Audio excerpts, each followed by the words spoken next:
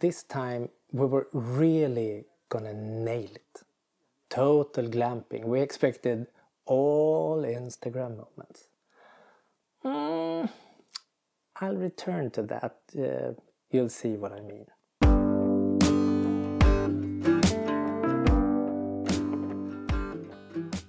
Last time we were out, the camping part of the camping was somewhat amiss, while the food, beverage and the experience as a social activity was awesome. So, in the summer, we bought a real tent, a big one with a camping stove. A hot tent for a cold climate. It looked big enough on the website, and when we raised it in Freddan's yard for the first time, it seemed just perfect, roomy and comfy at the same time. Later on that autumn, in the beginning of October, we finally got the chance to go out camping and try it out for real. This time there were 7 of us, and with a new tent and a caravan to accommodate the snoring ones of us, we felt that this time we were really gonna nail it. When the tent was up, we started preparing for making lunch on the Murica, which has a rounded bottom. I didn't really think about that when I welded the grid for the portable cast iron fireplace, so it was a bit wobbly. It worked all rightish, but left some room for improvements. Kolbullar is a traditional forest workers dish, rich on calories for hardworking wood chopping men in cold climates. It's basically water and flour with lots of butter and bacon grease, like a kind of pancake served with bacon and lingon brains.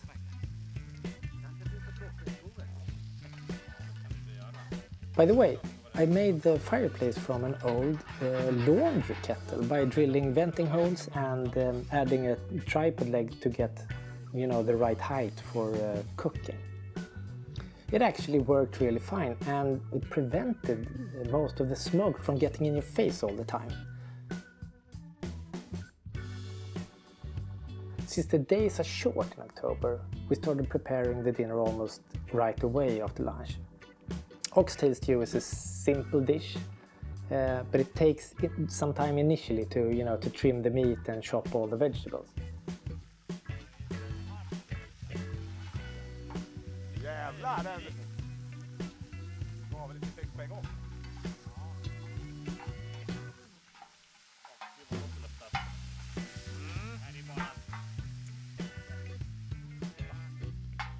But after that, you only have to, feed the fire and stir occasionally. That's the best way of cooking under these circumstances, if you ask me, because meanwhile there's plenty of time to relax, sit around, chit-chat and have a beer.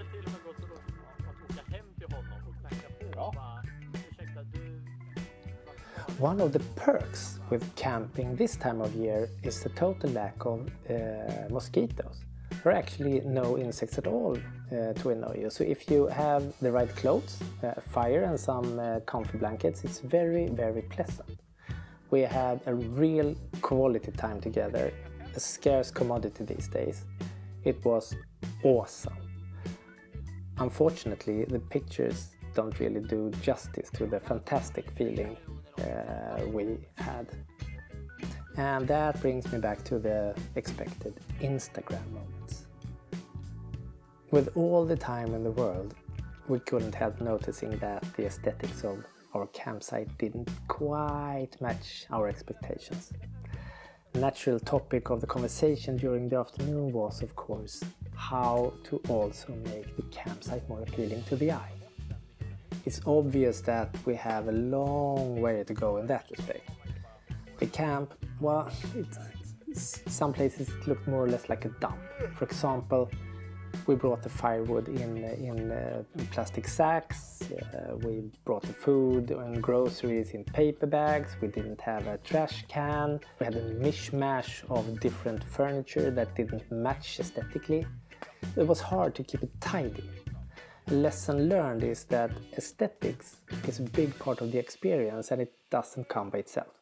It needs planning and preparation as much as the practical stuff.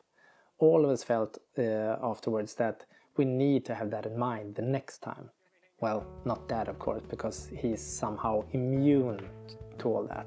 Nice for him, but most of us think, and I guess you agree, that we'll have to work on how to make the campsite a little bit more appealing going forward. Well, as the evening came, that was a diminishing problem as it got darker. You know, out of sight, out of mind. After simmering for about 5 hours, the oxtail stew was ready and we moved our camping chairs into the tent and lit the stove. It gets warm and cozy really quick actually, so it was very nice. We had the stew with bread and nothing else, except for the wine and Argentinian Malbec, and it was awesome. A dish full of the natural flavors of the ingredients that had had really long time to come out, simmering for several hours together with the bone and marrow of the oxtail.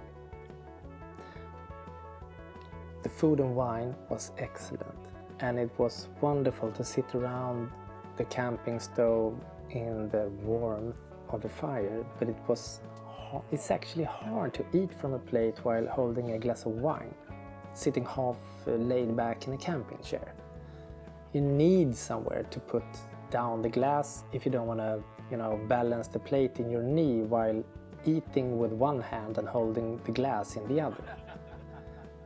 We have to figure something out to address that.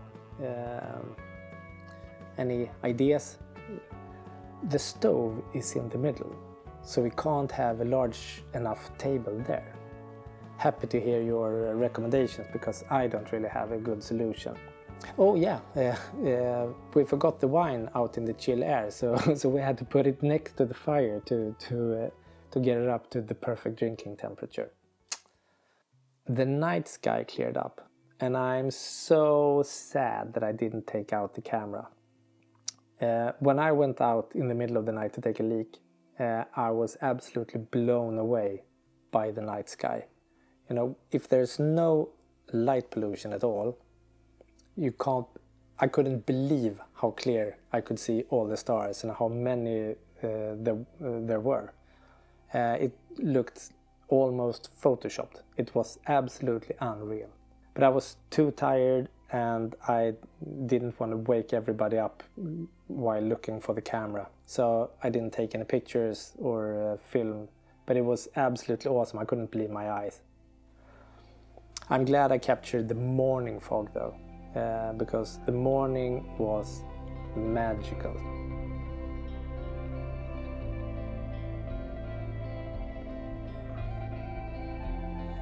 But in a completely different way. Waking up to this view, it's really something special.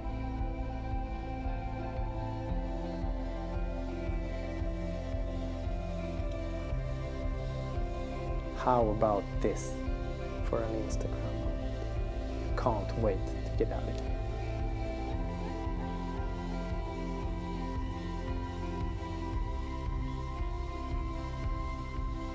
And that time we're gonna make